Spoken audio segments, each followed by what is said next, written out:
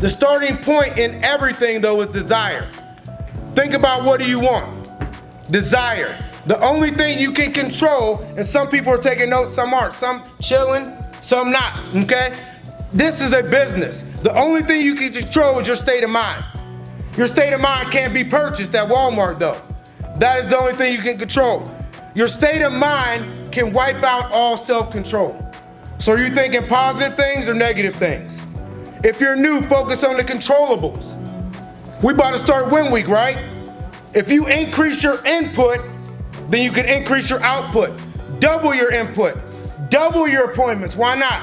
Double your presentations, double your referrals. But if you don't think about it, it's not gonna happen. When you think about being positive, I read somewhere that they talk about doctors send people to nice areas that have bad health. Why do you think they do that? And then all of a sudden their health is good, because it's all mental. When you go on vacation, you go to Florida, you go to Vegas, your whole mindset changes. You were sad, you were mad, but then all of a sudden you're excited, you're happy. Why? Because it's all mental. Most people think negative. Let's think about a donut. When you look at a donut, most people, when they think about bad things, they think about the hole in the donut. But they forget about the whole donut, right? You just think about the whole. If you think about the negatives, that's all you're gonna think about. Let's think positive.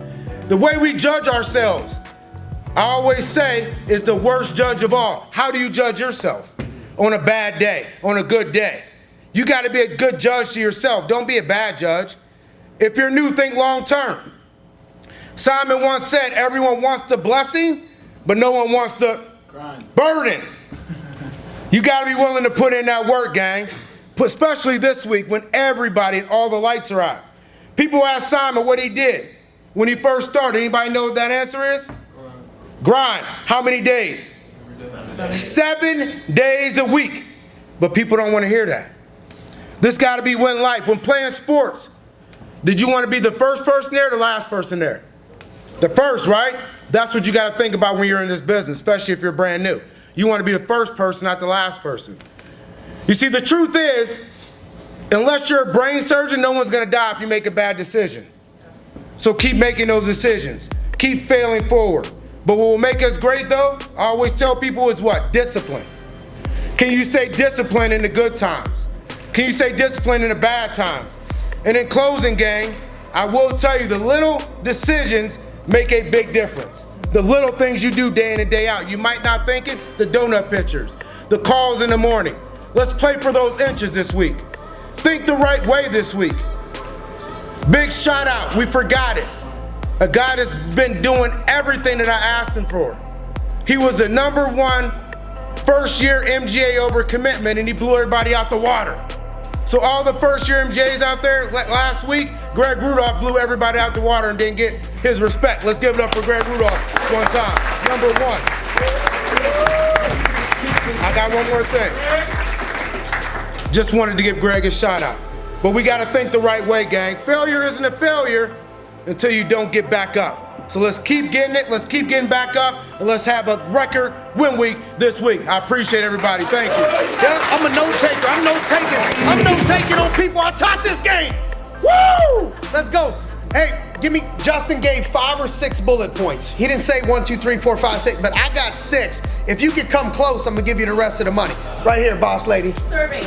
Yep. Serving isn't easy. Desire. What do you want? Control. Increase the input. The little things make a big difference. Positive mindset. How do you judge yourself? Think long term. Grind 7 days. Fail forward and discipline. What's your name? Laura. Laura?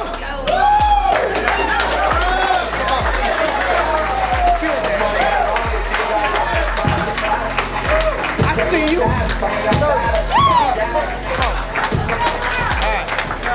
So here's my 5 quick tips today.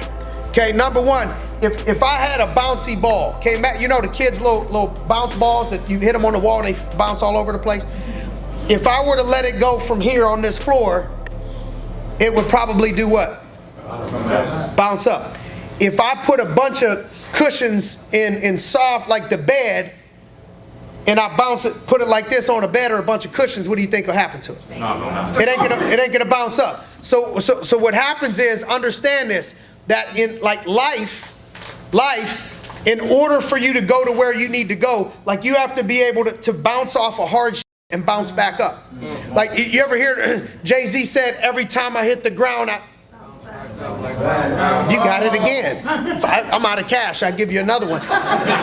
Every time I hit the ground, I bounce up like some of you guys just listen, but you don't really hear.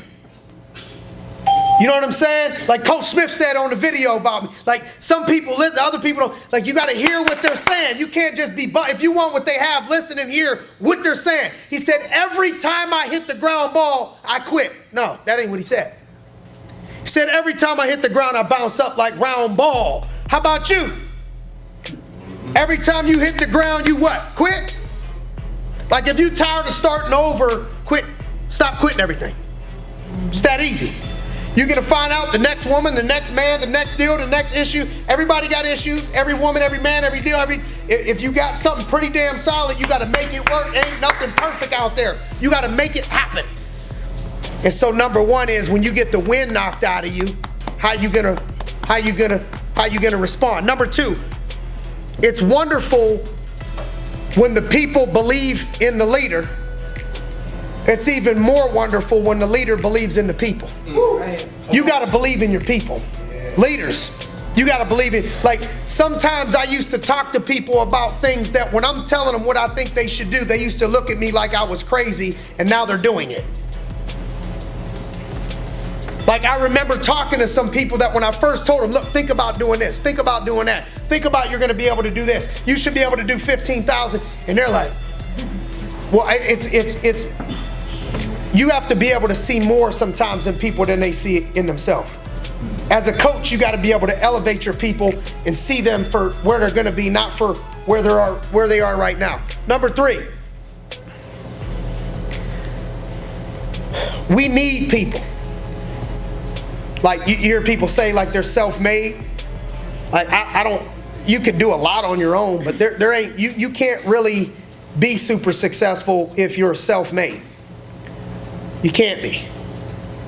If it's lonely at the top, you ain't taking enough people with you. Number four, out of the five, the things that you want to do in the future is going to cost you things that you want to do right now. There ain't no other way about it. Like my vision for what I want Christmas to look like for me and my family around a big table means that me and my wife, and a lot of it is on my wife, we got a grind right now with a bunch of little kids. Diapers, baths, crying, up middle of the night. Like, it's going to cost you comfort right now if you want to do something special in the future. It's going to cost you your single life if you want to be married right now. Like, whatever it is that you want to do in the future, big, is going to cost you right now. What are you willing to pay the price for?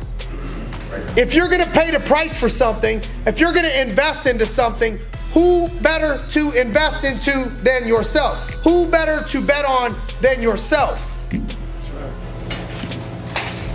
The last one. You have to be able to understand that what you commit in your comfort zone, you got to be able to deliver when you're out of your comfort zone.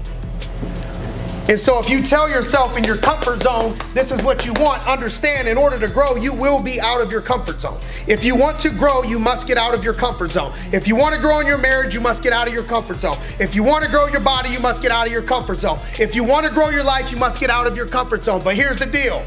In your comfort zone, there's no growth. Out of your comfort zone, there's growth. That means discomfort. You have to stay committed to what you said you were going to do when you got uncomfortable. It's easy to have a vision, talk about what you're going to do when you're comfortable. You got to stay committed when you're not comfortable, is the key.